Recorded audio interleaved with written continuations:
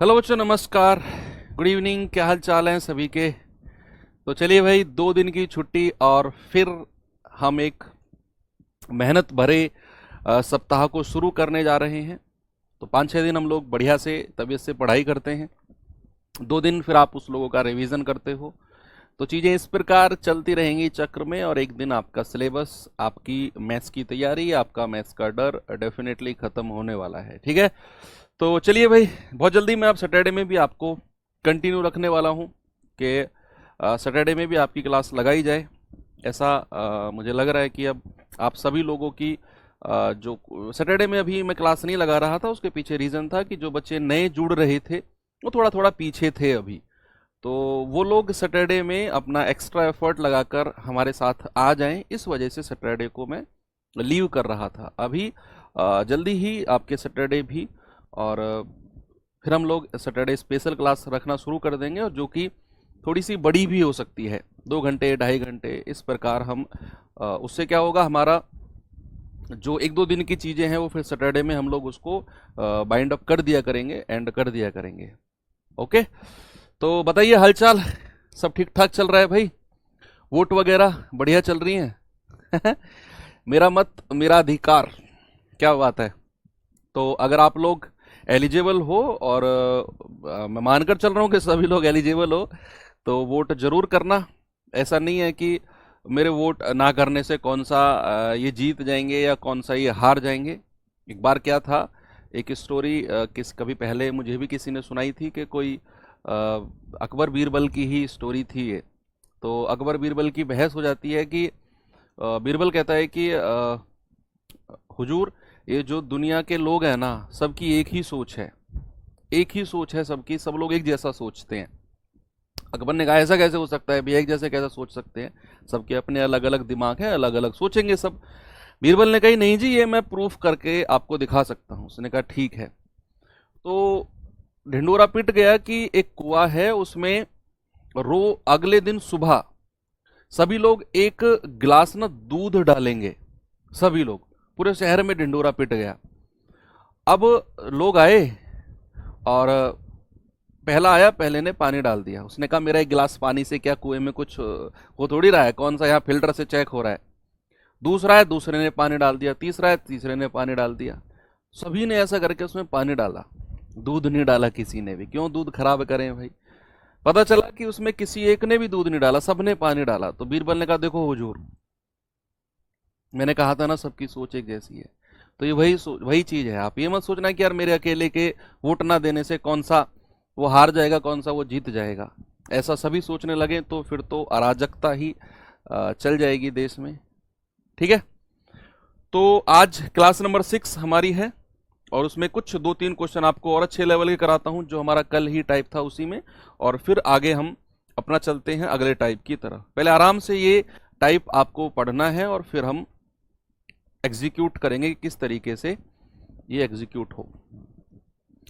सवाल करा है कि यदि चयनित और अचयनित, सेलेक्टेड और नॉन सेलेक्टेड या अनसेलेक्टेड का जो रेशियो है वो 19-17 है, तो कितने नौकरी आवेदकों ने आवेदन किया था। वो आपसे कह रहा है कि how many job applicants had applied, कितने लोगों ने आवेदन किया था। यदि 1200 कम ने आवेदन किया होता और 800 कम चयनित होते, तो चयनित और अचयनित का रेशियो 1-1 होता। तो ज्ञात करो पहले कुल कितने आवेदकों ने आवेदन किया। बच्चे, ये बड़ा कंफ्यूजिंग टाइप का क्वेश्चन है, बड़ा ही कंफ्यूजिंग आपको ये लग सकता है, लेकिन थोड़ा सा ना इसके बारे में सोचेंगे, थोड़ा सा सोचेंगे इसके बारे में। अभी तक हम लोग क्रॉस मेथड पढ़ रहे थे। लास्ट क्लास जो मैंने आपको कराई वो प्योर क्रॉस मेथड पर थी, यानी कि एक रेशियो इधर, एक रेशियो इधर, फिर जो नया रेशियो बदला वो नीचे, फिर जो जितना इंक्रीज हो रहा था, जितना कम हो रहा था, लिख लगा के क्रॉस मेथड लगा के सॉल्व कर लिया। अब इस सवाल में देखना बच्चे, इस सवाल में क्रॉस मेथड कैसे लगाएं। अब आप लोग ये चीज कर रहे होगे कि 19 और 17 यहां लिखो पहला रेशियो, और दूसरा लिखो 1:1। उसने कहा 1200 कम, 1200 कम है तो माइनस का 1200, और कह रहा है 800 कम चयनित होते तो माइनस का 800। ये प्योर गलत कॉन्सेप्ट है अगर आप ऐसे लगा रहे हो तो।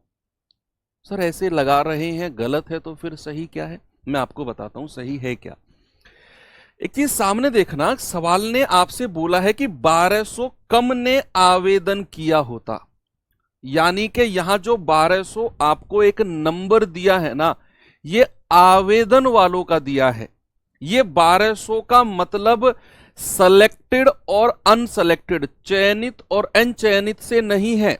वो कह रहा है कि 1200 कम ने आवेदन, फॉर्म भरे जाते हैं ना, तो 1200 कम ने फॉर्म भरे होते, और कह रहा है कि 800 कम चयनित, 800 कम सेलेक्टेड होते। यहां केवल दो तरह की बात उसने बोली है कि 1200 कम लोगों ने फॉर्म भरा होता और 800 कम लोग सेलेक्ट होते। यहां अचयनित, अनसेलेक्टेड की बात नहीं की, केवल दो तरह के लोगों की बात करी। फॉर्म भरने वालों की, 1200 कम ने फॉर्म भरा होता और 800 कम सेलेक्ट हुए होते। तो जो मुझे रेशियो चाहिए ना, वो रेशियो भी फॉर्म भरने वाले और सेलेक्टेड इनका ही चाहिए। लेकिन मुझे जो रेशियो दिया हुआ है वो सेलेक्टेड और अनसेलेक्टेड का दिया हुआ है।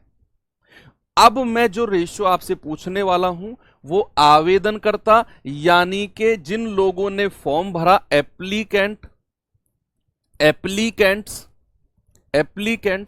और सेलेक्टेड लोगों का रेशियो आपसे मैं पूछने वाला हूं। जरा आप मुझे बताएंगे कि कितने लोग एप्लीकेंट हैं और कितने लोग सेलेक्ट हुए हैं। अब चलते हैं फिर से। भाई सवाल ने कहा कि चयनित और अचयनित का अनुपात इतना है, यानी कि 19 रेशियो लोग सेलेक्ट हुए हैं और 17 रेशियो लोग सेलेक्ट नहीं हुए हैं। अगर मैं आपसे कहूं कितने लोगों ने आवेदन किया, कितने लोगों ने फॉर्म भरा, तो दोनों को जोड़कर लिखूंगा कि मैं नहीं लिखूंगा?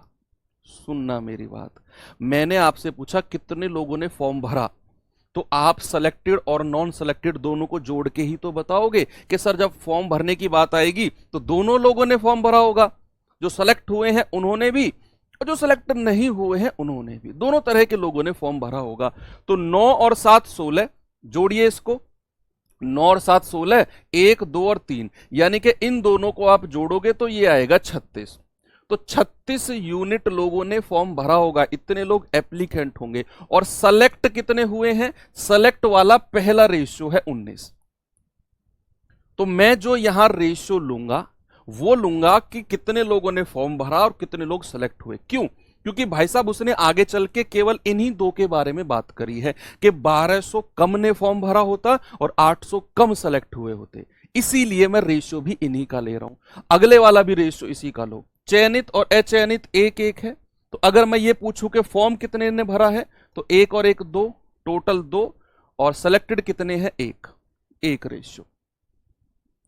इतना आपने किया। अब उसने कहा है कि 1200 कम ने आवेदन किया होता, 1200 कम, तो भैया यहां माइनस का 1200 कर दो, और वो आपसे कह रहा है कि 800 कम सेलेक्ट होते, तो माइनस का 800।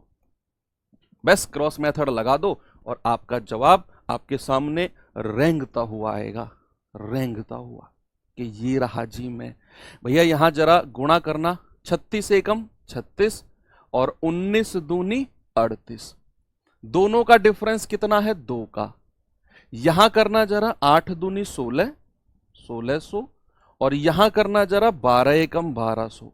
अब दोनों तरफ माइनस का साइन है, मैंने कहा जब साइन सेम हो तो कुछ नहीं करना, बड़ी संख्या में से छोटी संख्या घटा दो। बड़ी 1600 है, छोटी 1200 है, दोनों तरफ सेम साइन है, तो डिफरेंस के लिए 1600 में से 1200 घटा दो, तो डिफरेंस कितना आ जाएगा? डिफरेंस आ जाएगा 400। तो ऊपर का डिफरेंस नीचे के डिफरेंस के बराबर, 2 यूनिट का मान 400, एक का मान कितना हो जाएगा? 200। भाई एक की वैल्यू 200 हो गई। आपसे कह रहा है कितने लोगों ने आवेदन किया, तो आवेदन तो 36 यूनिट लोगों ने किया, तो 36 इंटू 200। आपका जवाब कितना आया भाई? आपका जवाब आया 7200 लोगों ने आवेदन किया। अल्टीमेट लेवल का सवाल है, मैं सच कह रहा हूं, किसी को बताना मत, बहुत मजेदार क्वेश्चन है। ऐसे 2 क्वेश्चन और है मेरे पास, 2 क्वेश्चन और, मजा आ जाएगा।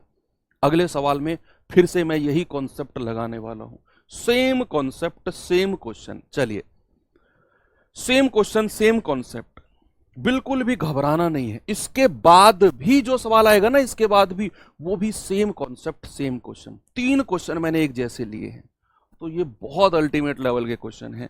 सवाल ने कहा एक आर्मी की भर्ती प्रक्रिया में चयनित और अचयनित का अनुपात 4:1 है, यानी कि जो लोग सेलेक्ट हुए और जो लोग सेलेक्ट नहीं हुए उनका रेशियो 4:1 है। अब सुनो, सवाल ने कहा कि यदि 90 कम अभ्यर्थियों ने आवेदन किया होता, यानी कि 90 कम ने अप्लाई किया होता और 20 कम सेलेक्ट होते। मैंने आपसे क्या बोला, यहां केवल 2 तरह की बात की गई है कि यदि 90 कम लोगों ने अप्लाई आवेदन किया होता, 90 कम ने, और 20 कम लोग सेलेक्ट होते, पहले जितने सेलेक्ट हो रहे थे उनमें से 20 कम लोग सेलेक्ट होते, तो भाई साहब सेलेक्टेड और नॉन सेलेक्टेड, चयनित और अचयनित का रेशियो 5:1 हो जाता। लेकिन मुझे जो रेशियो चाहिए ना, वो चाहिए कितने लोगों ने आवेदन किया और कितने लोग सेलेक्ट हुए, क्योंकि यहां बात उन्हीं दोनों की हो रही है, तो मैं रेशियो भी उन्हीं का ही लूंगा भैया। तो यहां मुझे वही चीज चाहिए, कितने लोग एप्लीकेंट थे, कितने लोगों ने आवेदन किया, एप्लीकेंट कितने लोग थे और सेलेक्ट कितने लोग हुए हैं, सेलेक्ट कितने लोग हुए हैं। भैया यहां सेलेक्टेड और नॉन सेलेक्टेड का रेशियो 4:1 है।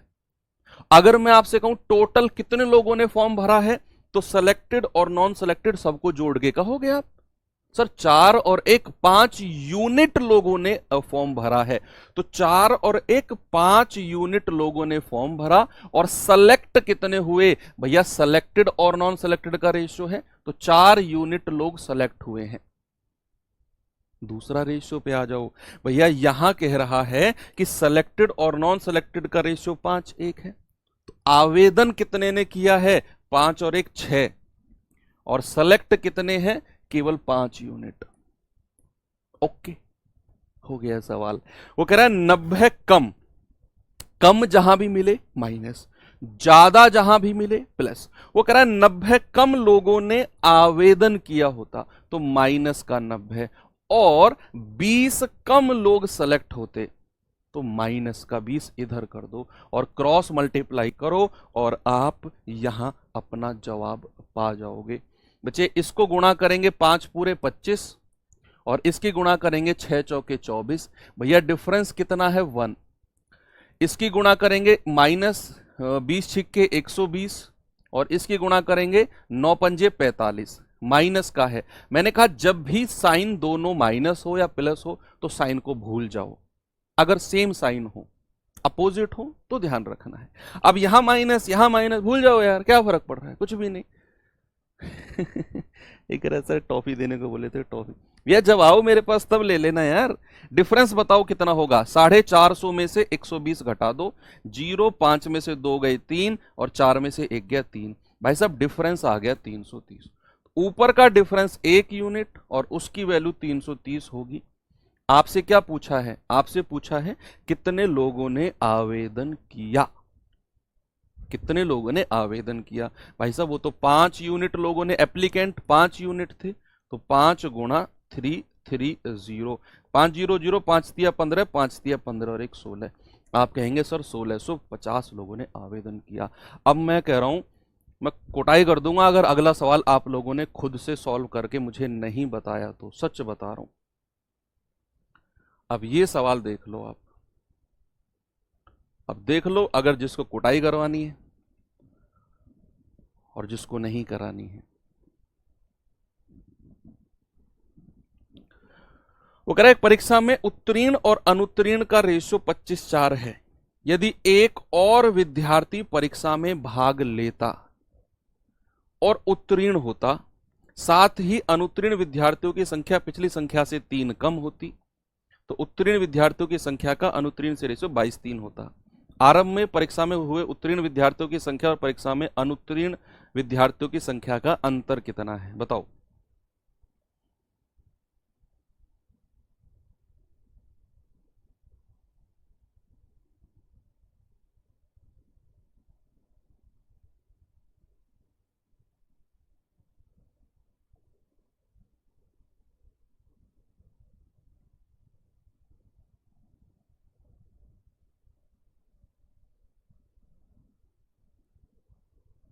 बताओ भैया कैसे करेंगे सवाल को। टोटल और अनसिलेक्टेड का रेशियो नहीं, टोटल और सिलेक्टेड का, क्योंकि उसने दो ही तरह के बारे में बोली है कि भैया इतने कम लोगों ने आवेदन किया होता और इतने कम लोग सेलेक्ट होते।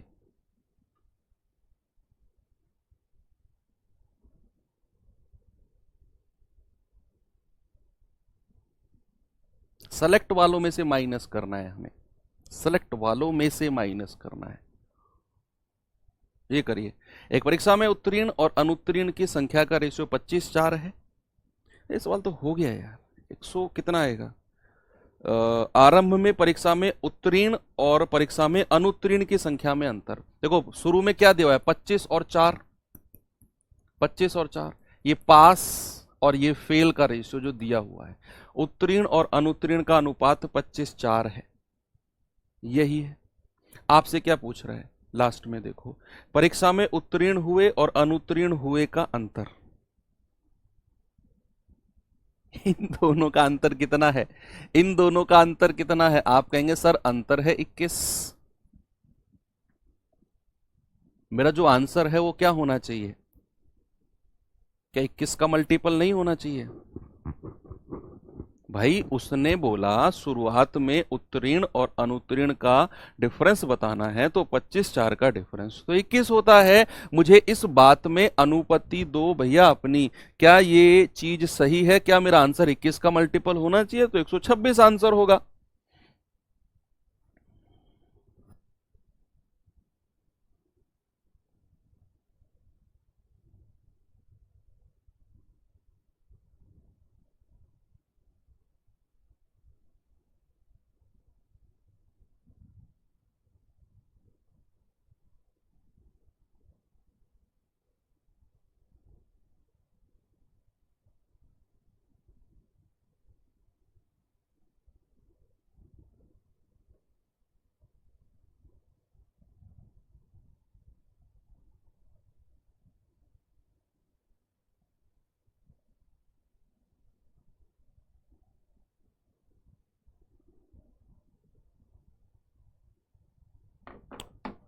बात सही है ना भैया? बिल्कुल सही बात है। मैंने आपसे क्या बोला कि शुरुआत में पास और फेल का रेशियो दिया हुआ है 25:4, और लास्ट में हमसे पूछ रहा है कि आरंभ में पास और फेल का डिफरेंस कितना है। यार 25 और 4 का डिफरेंस 21, 21 छिक्के 126 हो गया सवाल। पढ़ने की जरूरत नहीं है पूरा सवाल, लेकिन सर पढ़ेंगे, हो सकता है 21 का मल्टीपल और भी होता, तो फिर कैसे करते? तो फिर कैसे करते? चलिए देखते हैं भैया। यहां सबसे पहले देखेंगे बात किसकी हो रही है। यहां से पढ़ना सवाल को, यहां से पढ़ के और यहां पे खत्म करना इस लाइन को। देखो यहां से पढ़ो और यहां खत्म करो और 2 बार पढ़ो लाइन को। उसने कहा यदि एक और विद्यार्थी परीक्षा में भाग लेता और उत्तीर्ण होता, साथ ही अनुत्तीर्ण की संख्या 3 कम होती। यहां किस किस की बात हो रही है? यहां बात हो रही है जो लोग परीक्षा में भाग ले रहे हैं उन लोगों की, और जो लोग परीक्षा में अनुत्तीर्ण हो रहे हैं, जो लोग परीक्षा में फेल हो रहे हैं, उन लोगों की। 2 तरह के लोगों की बात हो रही है। टोटल लोग कितने परीक्षा में आ रहे हैं, उनमें अगर एक और प्लस होता, और जो टोटल फेल हो रहे हैं उनमें अगर संख्या 3 कम होती, तो यहां मैं रेशियो किसका लूंगा? टोटल जितने लोग अपीयर हो रहे हैं, टोटल जितने लोग अपीयर परीक्षा में भाग ले रहे हैं, यानी कि अपीयर हो रहे हैं, और टोटल जितने लोग फेल हो रहे हैं। 2 तरह के लोगों की बात हुई है, परीक्षा में भाग लेने वालों की और अनुत्तीर्ण वालों की। 2 तरह के लोगों की बात यहां हो रही है। अब आ जाओ सवाल पे शुरू से। उसने कहा उत्तीर्ण और अनुत्तीर्ण का रेशियो 25:4 था। ये बहुत ही अच्छे लेवल का क्वेश्चन है। मैं कह रहा हूं अच्छे का भी अगर कोई ऊपर की लाइन होती है ना, तो वो है। वो कह रहा है परीक्षा में उत्तीर्ण और अनुत्तीर्ण का रेशियो 25:4 है, यानी कि 25 लोग पास हुए और 4 लोग फेल हो गए। तो टोटल कितने लोगों ने परीक्षा दी? आप कहेंगे सर 25 और 4 29 लोगों ने परीक्षा दी। और फेल कितने हो गए भाई? 25 पास हुए तो 4 फेल हो गए, तो 25:4। ये मुझे मिला किसका रेशियो? कितने लोगों ने परीक्षा में बैठे, कितने लोग, 25 और 4 29 रेशियो। और कितने रेशियो फेल हो गए? फेल हो गए 4 रेशियो। ऐसे ही अगले रेशियो पे आ जाओ कि भैया वो कह रहा है कि परीक्षा में पास और फेल का रेशियो 22:3 है। तो कितने लोग परीक्षा में बैठे? आप कहेंगे 22 और 3 25। और फेल कितने हो गए? 22 पास का है और 3 फेल का है। बस। अब कह रहा है कि एक और विद्यार्थी भाग लेता, यानी कि एक और परीक्षा में बैठता, तो यहां आएगा प्लस का 1। और अनुत्तीर्ण होने वालों की संख्या 3 कम होती। अनुत्तीर्ण होने वालों की संख्या 3 कम होती। कम का मतलब है माइनस, तो -3। ये आप यहां इसको क्रॉस मल्टीप्लाई करके आप मुझे जल्दी से आंसर बता दो। अब तो मुझे लग रहा है कि सभी लोग इसकी मल्टीप्लाई कर सकते हैं। ठीक है भैया?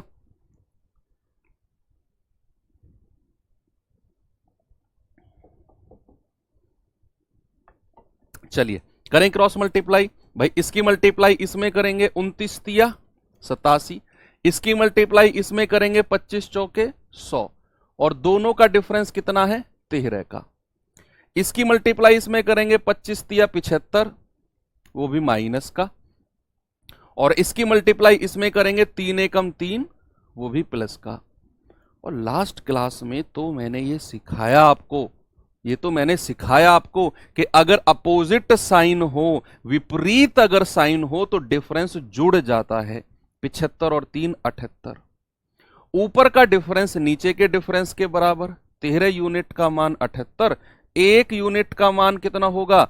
78/13, यानी कि 6।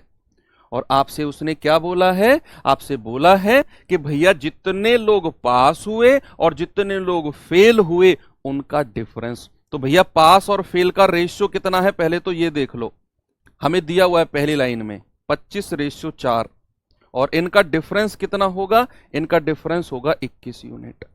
तो एक का मान अगर 6 है तो 21 का मान कितना होगा? 21 गुणा 6 दैट इज 126। और ये तो हम सवाल को देखते ही समझ गए थे। यस। चले अगले टाइप की, तीनों बहुत अल्टीमेट लेवल के क्वेश्चन है। ये पहला, ये दूसरा और ये तीसरा। चलो अब मैं आपको लेकर चलता हूं अगले टाइप की तरफ, जो है टाइप नंबर 7। सुनो, दिमाग को शांत करो, दिमाग को शांत करो। मैंने आपको जब लिखवा रहा था कि क्रॉस मेथड 2 तरह के सवालों में लगता है। कौन कौन से?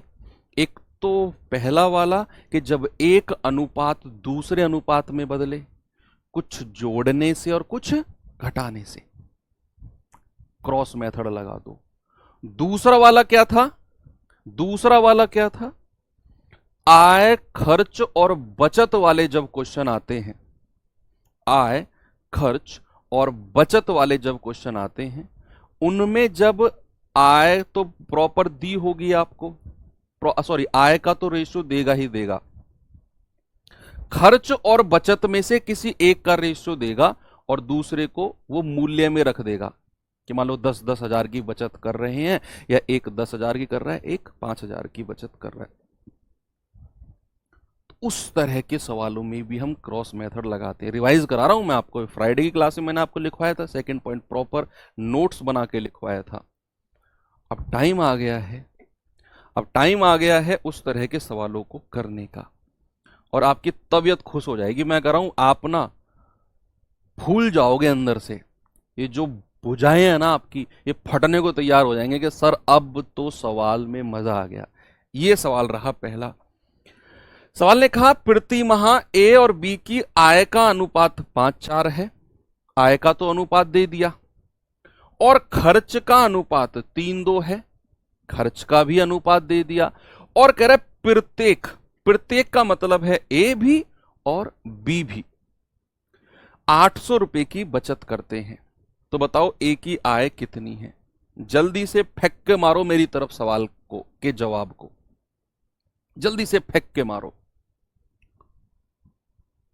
एक कह रहा सर अब कुछ सिंपल क्वेश्चन कराओ, 3 क्वेश्चन करके ब्रेन पता नहीं क्या लिखा हुआ था आगे। तो अब बड़ा आसान क्वेश्चन है भैया, आय का रेशियो आपको दिया हुआ है। आय का रेशियो कितना है ए और बी का? आप कहेंगे सर ए ये रहा, बी ये रहा। आय का रेशियो है 5:4 का। उनके खर्च का रेशियो कितना है? खर्च का रेशियो है सर 3:2 का। और उसने बोला है बचत के बारे में। उसने कहा जो बचत है ना वो प्रत्येक को 800 रुपए की बचत होती है। तो भैया इधर भी 800 लिख दो और इधर भी 800 लिख दो। क्रॉस मेथड लगाकर आंसर मेरी तरफ फेंक के मारो। सर ये रहा सवाल का जवाब, पकड़ो सवाल के जवाब को। ठीक है, तो यहां अगर मैं क्रॉस मल्टीप्लाई करता हूं तो 2 पंजे 10, यहां अगर मैं क्रॉस मल्टीप्लाई करता हूं तो 3 चौके 12, और डिफरेंस कितना है 2 यूनिट का। यहां अगर मैं करता हूं तो 3 अट्ठे 2400, और यहां अगर मैं करता हूं तो 2 अट्ठे 1600। भैया 2400 और 1600 का डिफरेंस कितना है 800। अब जो ऊपर का डिफरेंस है वो नीचे के डिफरेंस के बराबर। 2 यूनिट का मान 800, तो एक का मान कितना हो जाएगा 800 बटा 2।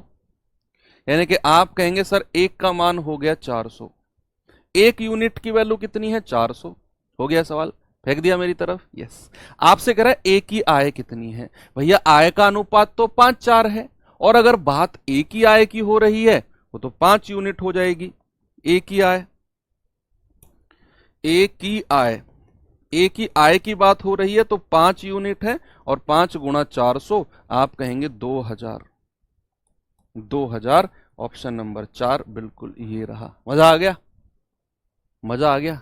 अगला सवाल दूं, ये रहा आपके सामने अगला सवाल। ये सवाल का जवाब भी फेंक के मारो। बताइए जल्दी से।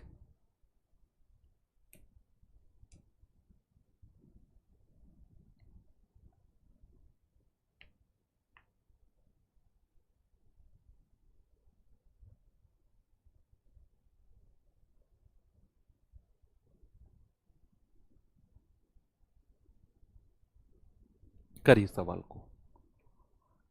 भाई सवाल है ए तथा बी की वार्षिक आय 4:3 के अनुपात में है तथा उनके वार्षिक खर्चे 3:2 के अनुपात में है। वर्ष के अंत में उन्हें प्रत्येक 60,000 रुपए की बचत करें, प्रत्येक ईच।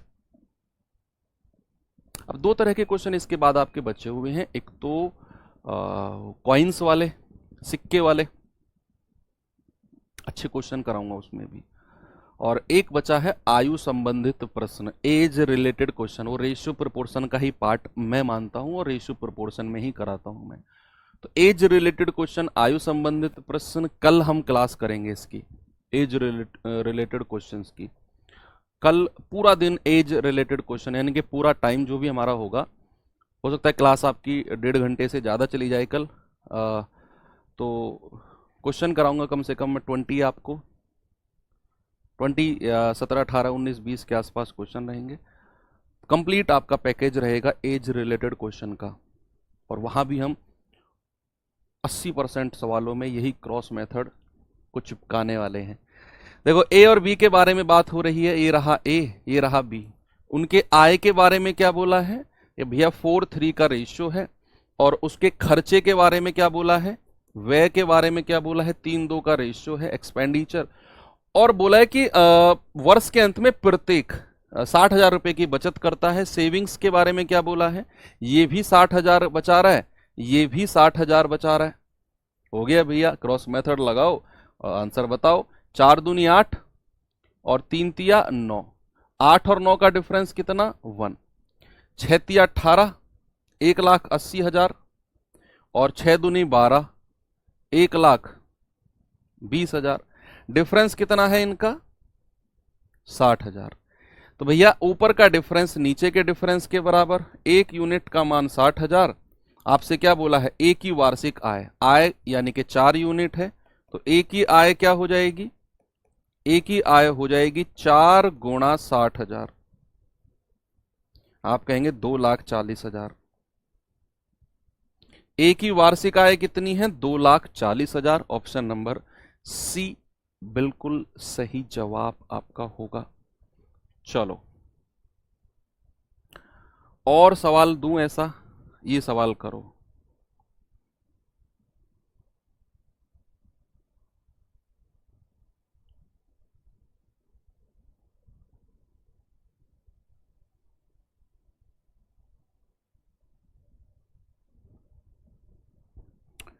बताओ भैया।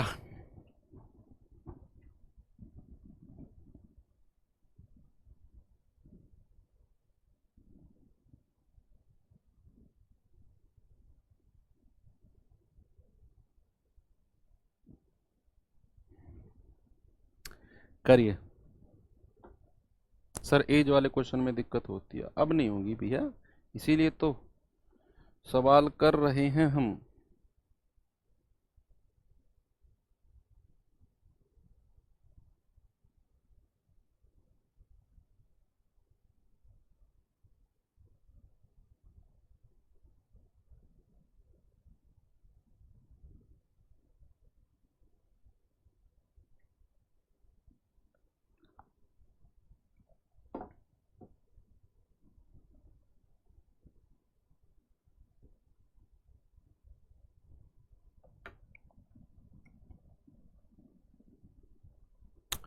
सवाल है, पवन और सुनील की मासिक आय 4:3 के अनुपात में है, उनका मासिक खर्चा 3:2 के अनुपात में है। यदि पवन और सुनील की प्रति माह क्रमशः 4,000 और 6,000 बचत हो तो मासिक आय का योग कितना है।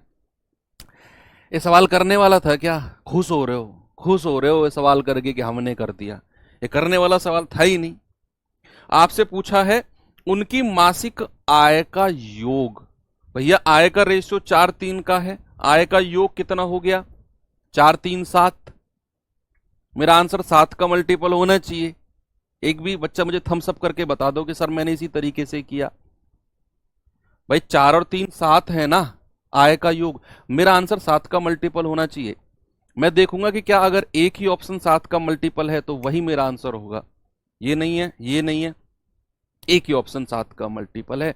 मैं अपनी जेब से हाथ निकालूंगा ही नहीं, दूसरे वाला जिसमें पेन है मेरे हाथ में, ये वाला ऐसे जेब में रखे रखूंगा इसको, क्योंकि मैं जानता हूं आय का योग 4 3 7 है, आंसर 7 का मल्टीपल है भैया, एक ही ऑप्शन 7 का मल्टीपल है। फिर भी हम इसे करेंगे। पवन और सुनील, भैया आय का रेशियो क्या दिया हुआ है? आय का रेशियो है 4:3। खर्चे का रेशियो क्या दिया हुआ है? खर्चे का रेशियो दिया हुआ है 3:2 दिया हुआ है। और बोला है कि उन्होंने प्रत्येक ने 4,000 और 6,000 की बचत करी। इसने 4,000 की बचत करी तो इसने 6,000 की बचत करी। क्रॉस मल्टीप्लाई लगाओ और आंसर बताओ। 4 दूनी 8 और 3 तिया 9, डिफरेंस कितना? 1। 3 छिंग 18,000, 4 दूनी 8,000, डिफरेंस कितना है? 10,000। ऊपर का डिफरेंस नीचे के डिफरेंस के बराबर, तो एक यूनिट का मान 10,000। आपसे क्या कह रहा है? उनकी मासिक आय का योग। तो आय का योग कितना हो जाएगा? सम ऑफ इनकम, आय का योग हो जाएगा 4 + 3 यानी कि 7 यूनिट, और 7 यूनिट का मान कितना होगा? 7 × 10,000, 70,000, 70 के का मतलब तो सभी जानते हो, सोशल मीडिया में घुसे हुए हो आज के टाइम तो तुम लोग। 10 के, 20 के फॉलोवर, 3 के फॉलोवर, 2 के फॉलोवर, तो के का मतलब होता है 1000। चलो एक और सवाल, ये सवाल करिए। बताओ भाई जल्दी से इसका जवाब क्या होगा। फिर एक और सवाल इसके बाद, और फिर इसी आय खर्च वाले में थोड़े से अलग टाइप के क्वेश्चन कराऊंगा जिनमें क्रॉस मेथड नहीं लगता है आय खर्च वाले सवालों में। तो दिमाग में सवाल है ना कि सर क्या आय खर्च का रेशियो वाले हर तरह के सवाल में क्रॉस मेथड लगेगा? देखेंगे कि कहाँ नहीं लग सकता है, वो भी 2-3 सवाल मेरे पास हैं। ए और बी की आय का अनुपात 7:5 है। ए और बी क्रमशः 4,000 और 3,500 बचत करते हैं। यदि बी का खर्चा ए के खर्चे का आधा है तो यहां आपको रेशियो बनाना है। तो आप कहेंगे ए और बी की कुल आय कितनी होगी? कुल आय बता सकते हो यार आप लोग?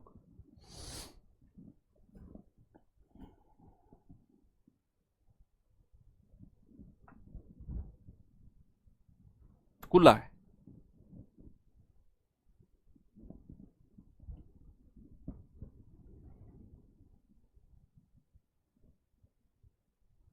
अच्छा, 12 का मल्टीपल देख रहे हो, बड़े तेज हो रहे हो। मुझे पता था अब 12 का मल्टीपल देखोगे। क्या 12,000 ही है जो 12 से कट रहा है?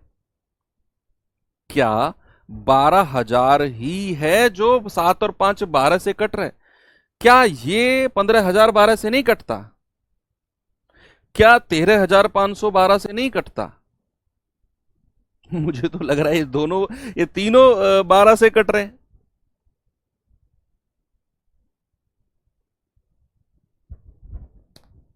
फंसा, यहां पे आके फंसी बात। चलो करते हैं भाई, ए और बी की आय का रेशियो कितना है? आय का रेशियो, इनकम का रेशियो कितना है भाई? 7 और 5 का। खर्चे के रेशियो के बारे में थोड़ा सा पहेली में फंसाने की कोशिश की है। उसने कहा बी का जो खर्चा है ना, वो ए के खर्चे का आधा है। यस, अगर मैं खर्च का रेशियो बनाने जाऊंगा ना, तो उसने साफ साफ बोला है कि बी का जो खर्चा है वो ए का आधा है। यानी कि ए का खर्चा अगर 2 यूनिट है तो बी का खर्चा कितना है? उसका आधा 1 यूनिट। बी का जो खर्चा है वो ए का हाफ है। ए अगर 2 रुपए खर्च कर रहा है तो बी उसका आधा 1 रुपए कर रहा होगा। 2:1 का रेशियो आ गया। तो खर्च का रेशियो कितना है? 2:1 का। और क्या बोला है? ए और बी क्रम से 4,000 और 3,500 बचत कर रहे हैं। तो ये 4,000 बचा रहा है और ये भाई 3,500 बचा रहा है। ये बचत का रेशियो आ गया, सॉरी बचत आ गई प्रॉपर। बचत का रेशियो नहीं लेंगे, प्रॉपर जो है वही। अब इसकी मल्टीप्लाई इसमें करो, 7 एकम 7। इसकी मल्टीप्लाई इसमें करो, 2 पंजे 10। डिफरेंस कितना भाई? डिफरेंस 3। इसकी मल्टीप्लाई इसमें करो, 35 दूनी 70, यानी कि 7,000। इसकी मल्टीप्लाई इसमें करो, 4,000। डिफरेंस कितना है? 3,000 का। भाई 7,000 में से 4,000 घटाओगे, डिफरेंस कितना आएगा? 3,000 का। ऊपर का जो डिफरेंस है नीचे के डिफरेंस के बराबर कर दो।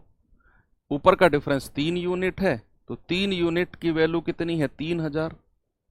तो 1 यूनिट की वैल्यू कितनी होगी? 3,000/3, यानी कि 1 यूनिट की वैल्यू होगी 1,000। 1 यूनिट की।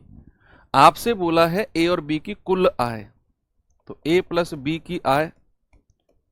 इनकम के बारे में पूछा है, वो तो 7 + 5 12 रेशियो होगी। तो 12 का मान कितना होगा? 12 × 1,000। आप कहेंगे सर 12,000। क्या कहेंगे? 12,000। Option number D. आई बात समझ में? आप कहेंगे सर आ गई। चलो एक सवाल और देता हूं, ये सवाल करिए। कुछ इस तरह का सवाल भी बन सकता है। फिर तीन तीन क्वेश्चन मेरे पास ऐसे हैं, 4 क्वेश्चन जो थोड़ा सा अलग होंगे।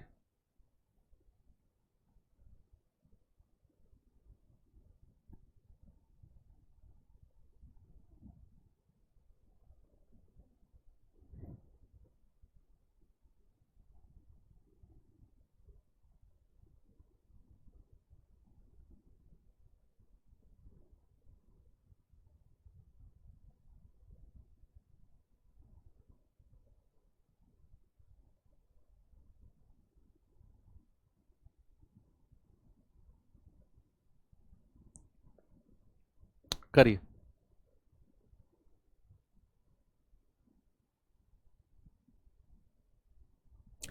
कह रहा है ए की आय और बी की आय 5:7 के रेशियो में है।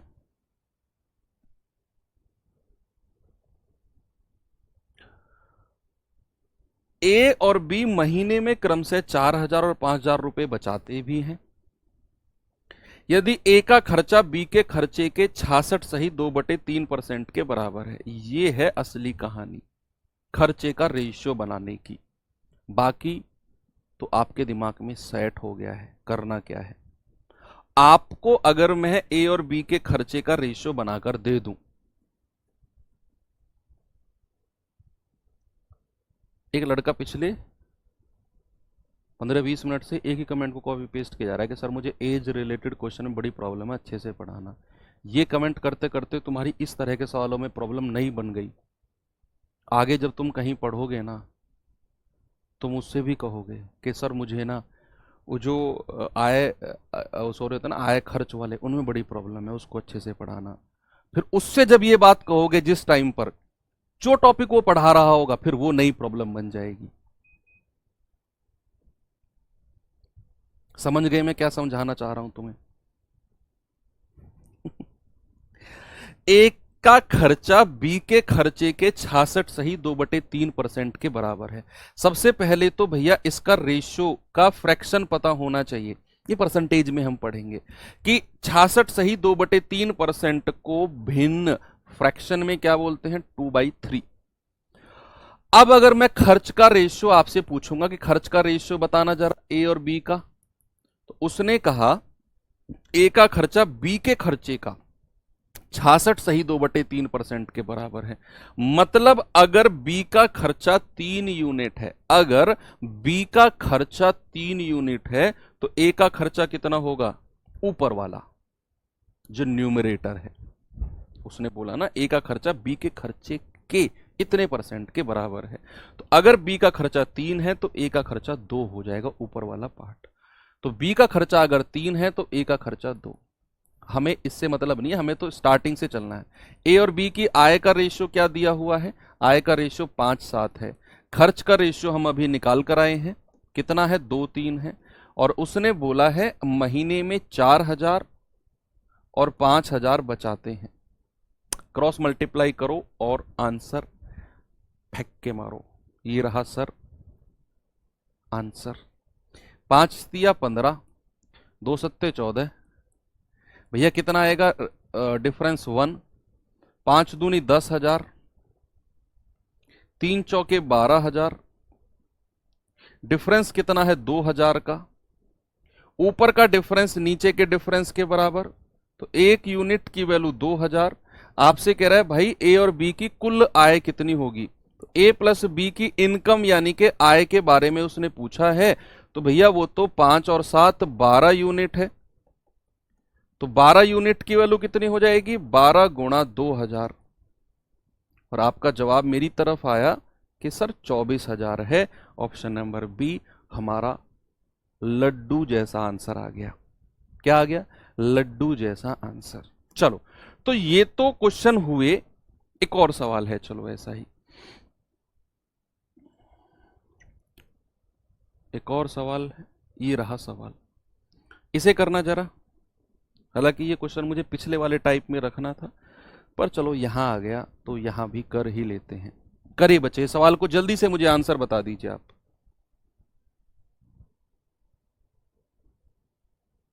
सभी लोग बताएंगे भैया?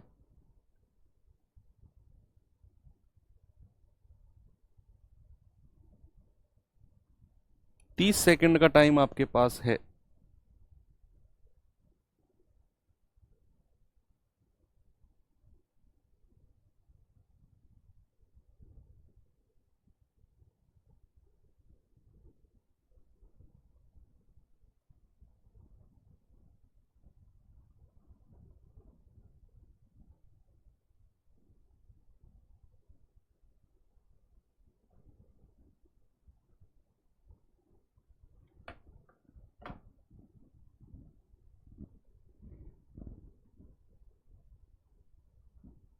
देखो, यदि दो व्यक्ति की आय 3-5 के रेशियो में है।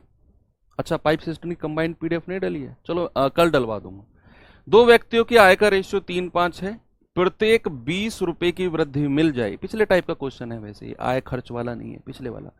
वही कोई रेशियो 3-5 का है, अगर प्रत्येक में 20 की वृद्धि कर दें तो रेशियो 13-21 का हो जाएगा। मूल क्या वेतन है, बता दो जल्दी से। पिछले टाइप का क्वेश्चन है भाई। एक कोई रेशियो है 3-5 का, वो नए रेशियो में बदल गया 13-21 में। क्यों? क्योंकि दोनों में 20 की वृद्धि करी है, तो इधर भी प्लस का 20, इधर भी प्लस का 20। तो आप क्रॉस मल्टीप्लाई करो। 21 तिया 63, 13 पंजे 65, डिफरेंस कितना 2 का। 13 दूनी 26 260, 21 दूनी 42 420। भाई दोनों प्लस प्लस के साइन है तो टेंशन लेना ही नहीं है। डिफरेंस कितना आएगा 061, 160 का डिफरेंस आ गया। क्या बात कर रहे हो, 160 का थोड़ी आएगा भाई। 0 और 12 में से 6 गए 6, 3 में से 2 गया, 160 का ही तो आएगा। बिल्कुल सही तो है। तो ऊपर का डिफरेंस नीचे के डिफरेंस के बराबर, 2 यूनिट का मान 160, एक का मान कितना होगा 160 बटा 2, यानी कि एक का मान हो जाएगा 80। एक यूनिट की वैल्यू कितनी होगी, एक यूनिट की वैल्यू होगी 80। आपसे पूछा है मूल वेतन क्या क्या है, तो 3 यूनिट का मान कितना होगा, 3 गुणा 80 240। 5 यूनिट का मान कितना होगा, 5 गुणा 80 400। तो 240 और 400, ये रहा ऑप्शन नंबर 4। ओके, आगे चलते हैं। इस सवाल को करना जरा, अब जो सवाल मैं आपको कराऊंगा ना, 2-3 क्वेश्चन है, ये थोड़ा सा हटके हैं, थोड़ा सा हटके, क्रॉस मेथड से नहीं है, थोड़ा सा हटके हैं। देखना सवाल खुद समझ में आ जाएगा आपको, ये सवाल कि क्रॉस मेथड से तो नहीं होगा।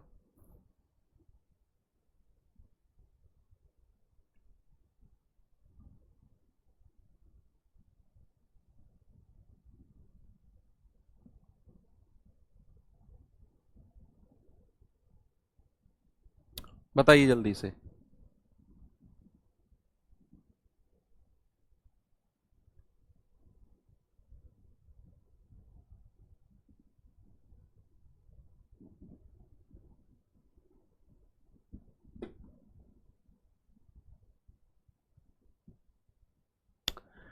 ए और बी की आय का अनुपात जो है वो 1:2 है आय का, खर्चे का अनुपात 2:3 है। चलो आय का दिया हुआ है, खर्चे का दिया हुआ है।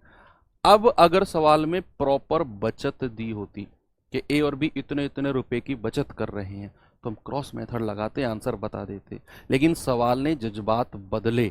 सवाल ने कहा यदि बी का जो खर्चा है ना और उसका 80%, बी के खर्चे का 80% ए की आय के बराबर है, तो ए और बी की बचत का रेशियो क्या होगा। बच्चे सबसे पहले मुझे एक बात बतानी, आप बताओ कि अगर मैं आपसे ये पूछूं कि आपकी सैलरी है मान लो 40,000 रुपए और आपने 30,000 रुपए खर्च कर दिए, तो बचाए कितने आपने। आप कहेंगे सर 10,000 रुपए बचाए। कैसे निकाला आपने, जितना आपने कमाया उसमें से जितना आपने खर्च कर दिया वो माइनस कर दो।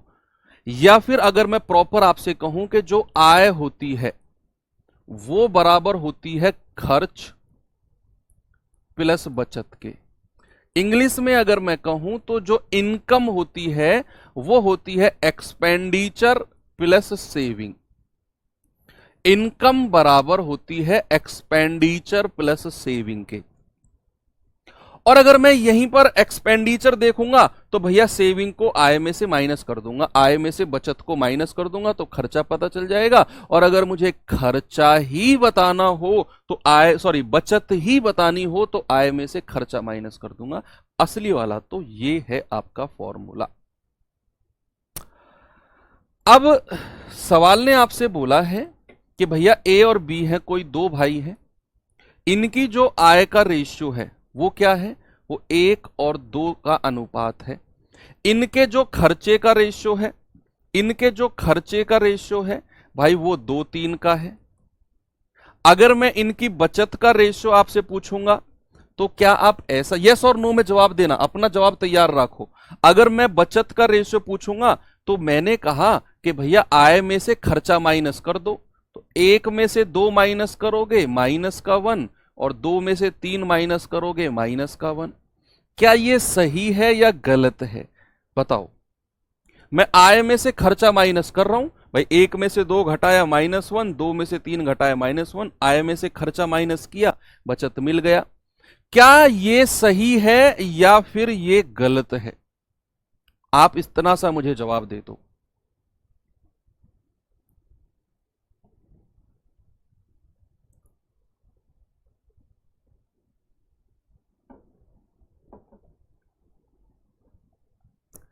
आप कह रहे हो सर ये गलत है, क्यों। क्योंकि भैया ये चीज आपको स्पष्ट रूप से मैंने बताई है, जब भी कोई एक अनुपात दिया हुआ है वो दूसरे अनुपात से बिल्कुल अलग होता है। कोई भी एक रेशियो अगर है वो दूसरे रेशियो से जस्ट अलग होता है। आप इसमें से ये वाला रेशियो डायरेक्ट नहीं घटा सकते भैया, ये गलत है। डायरेक्ट नहीं घटा सकते जब तक कि दोनों रेशियो में कोई रिलेशन ना हो। भैया ये जो ऊपर वाला रेशियो है ना, ये जो ऊपर वाला रेशियो है, ये है 1 के और 2 के। ओरिजिनल वैल्यू अगर मैं लिखूंगा, फर्स्ट क्लास में ही आपको समझाया था कि किसी भी रेशियो को ओरिजिनल में बदलते हैं तो एक के या फिर कोई भी कांस्टेंट टर्म जोड़ देते हैं। इसमें के नहीं जुड़ेगा, इसमें फिर आप आर लगा दो। ये 2 आर है और ये 3 आर है अगर खर्चा को आप ओरिजिनल में बदलोगे तो। इसीलिए ये दोनों रेशियो आपस में अलग हैं, क्योंकि इसका कांस्टेंट टर्म अलग है और इसका कांस्टेंट टर्म अलग है। कांस्टेंट टर्म का मतलब है वो संख्या जिसको मल्टीप्लाई होकर ये ओरिजिनल संख्या में बदली है, वो कांस्टेंट टर्म होता है। वो संख्या इसकी अलग है और इसकी अलग है, हो सकती है। इसीलिए मैं डायरेक्ट इसमें से नहीं माइनस कर सकता जब तक कि कुछ रिलेशन ना दिया हो, और वो दिया है। देखो ये लाइन नहीं दी है क्या, ये दी है। देखो कि बी के खर्चे का 80%। भाई साहब बी का खर्चा कितना है? आप कहेंगे सर बी का खर्चा है 3 आर, और 3 आर का 80% मतलब 80/100, और वो किसके बराबर है? ए की आय के बराबर। और ए की आय कितनी है? 1 के। यहां से आपको के और आर के बीच में रिलेशन मिल जाएगा और वो उठाकर यहां रख देंगे, हमारा जवाब हमको मिल जाएगा। तो 20 चौके 80, 20 पंजे 100, ये 5 उधर जाएगा, ये आएगा 4 तिया 12 आर। भाई 4 तिया 12 आर बराबर 5 उधर जाएगा, 5 एकम 5 के। तो यहां से बच्चे आर और के का रेशियो कितना मिल गया? भाई आर के सामने 5 और के के सामने 12। ये रेशियो पता करना बहुत जरूरी है, ये वाला रेशियो। आप डायरेक्ट एक अनुपात में से दूसरा नहीं घटा सकते हो। अब यहां आपको पता चला कि आर की वैल्यू 5 यूनिट है, के की वैल्यू 12 है। तो जहां जहां के है वहां वहां 12 से मल्टीप्लाई कर दो, तो 12 एकम 12, और यहां 12 से मल्टीप्लाई करेंगे तो 12 दूनी 24। और जहां जहां आर है वहां वहां 5 से मल्टीप्लाई कर दो, 5 दूनी 10 और 5 तिया 15। अब आप डायरेक्ट घटा सकते हो। 12 माइनस 10 यानी कि 2, और 24 माइनस 15 यानी कि 9। आपका जवाब कितना आ गया? 2:9। ये है सवाल असली। तो समझ में आया क्यों हम डायरेक्ट नहीं घटा सकते हैं? क्योंकि ये रेशियो अपने आप में अलग है, ये अलग है। हमें इन दोनों के बीच में कोई रिलेशन बनाना है, जब ही हम डायरेक्ट घटा सकते हैं आय में से खर्च को। आय में से खर्च माइनस करोगे तभी आपको बचत मिलेगी। तो उसके लिए मैंने इसको 1 के और 2 के माना, इसको 2 आर और 3 आर माना। सवाल में दिया हुआ था वो रिलेशन लगाया, आर और के का बीच में हमने रेशियो बनाया। जहां आर था वहां 5 की गुणा कर दी, जहां के था वहां 12 की गुणा कर दी, और फिर 12 में से 10 घटाया 2, 24 में से 15 घटाया 9। घटाया क्यों? क्योंकि हमें आय में से खर्च को घटाना पड़ेगा, तभी हमें बचत मिलेगी। अच्छे जो जो अच्छे क्वेश्चन मैं आपको बोलता रहूं ना, उन पे स्टार लगाते रहो। उनका रिवीजन आपको कई कई बार करना है, कई कई बार उनका रिवीजन करना है। ये लास्ट क्वेश्चन करेंगे जल्दी से। सवाल ने कहा ए और बी की मासिक आय 12,000 और 8,000 रुपए है मासिक आय। उनके मासिक खर्चे का अनुपात 5:3 है। यदि वो हर महीने समान बचत करते हैं, जो उनकी सेविंग है ना वो हर महीने की इक्वल सेविंग है, तो ए और बी की प्रति माह बचत कितनी है? प्रति माह बचत कितनी है? यहां भी आप क्रॉस मेथड नहीं लगाओगे। आप मुझे एक चीज मैंने आपको यहां बताई कि जो आय बराबर होती है वो होता है खर्चा प्लस बचत। क्या होता है बच्चे?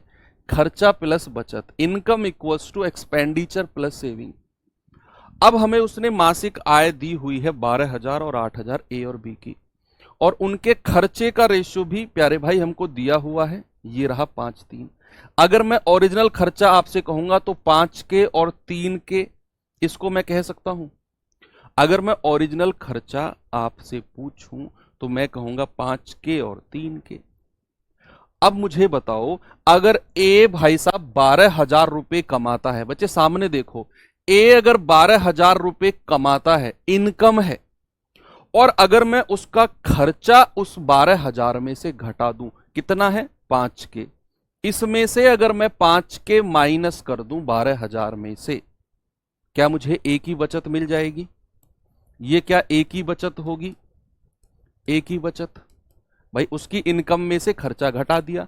अगर मैं बी की बचत आपसे पूछूंगा तो 8,000 में से कितना 3K माइनस कर दो उसका खर्चा, ये क्या आएगा? बी की बचत। और सवाल में एक लाइन बड़ी प्यारी बोली है, हर महीने बराबर बराबर बचा रहे हैं, तो बचत को बराबर कर दो और यहां से के का मान निकाल लो। बताओ भैया, के की वैल्यू निकाल लो यहां से। आप कहेंगे सर ये 8,000 12,000 में से घटेगा तो 4,000 बनाएगा, और ये उधर जाकर प्लस का 5K हो जाएगा, और 5 में से 3 गया तो 2K। भाई ये माइनस का उधर जाकर प्लस हो जाएगा ना, और 5 में से 3 माइनस होगा तो 2K। यहां से K बराबर कितना आ गया? 4,000 बटा 2, ये आ गया 2,000। तो K की वैल्यू मिल गई 2,000। अब आपको चाहिए ए और बी प्रतिमाह बचत। ए बराबर है, देखो बचत तो बराबर है ना, किधर से ही आप निकाल लो, तो जो बचत आएगी किधर से, के की वैल्यू यहां रख के तब भी बचत मिलेगी, के की वैल्यू यहां रख के तब भी सेम वैल्यू मिलेगी। तो 12,000 माइनस 5 गुणा 2,000, ये आ जाएगा 12,000 माइनस 10,000, 2,000 की बचत है। ऑप्शन नंबर ए आपका सही जवाब है। तो ये कुछ अल्टीमेट लेवल के क्वेश्चंस आप इन्हें कह सकते हो। एक क्वेश्चन बच्चे आज मैं आपको होमवर्क दे रहा हूं, और आप इसका जवाब टेलीग्राम ग्रुप में बताना मुझे। तो ठीक है, थोड़ा सा मैं अभी इस वीक ना थोड़ा सा जल्दी क्लास खत्म करूंगा बच्चे, क्योंकि मुझे इस वीक राहुल तेवतिया सर की क्लास यूट्यूब पर लेनी पड़ती है, तो उसको थोड़ा सा देखना होता है। बस इस वीक फ्राइडे तक, फिर हम अपनी वही क्लास 20-25 मिनट और बढ़ा देंगे। 3-4 दिन की और बात है। तो चलिए, कल हम आयु संबंधित प्रश्न करेंगे। इस क्लास में जो भी क्वेश्चन आपको क्लियर नहीं हुआ हो उसको रिपीट मोड पर देखना, क्योंकि कई सारे क्वेश्चन शुरू में जो सिलेक्टेड नॉन सिलेक्टेड के थे वो बहुत गजब के क्वेश्चन थे। शर्माना मत, अगर दोबारा भी क्लास देखनी पड़े, ईगो पे मत लेना। तो थैंक यू, बाय बाय, जय हिंद।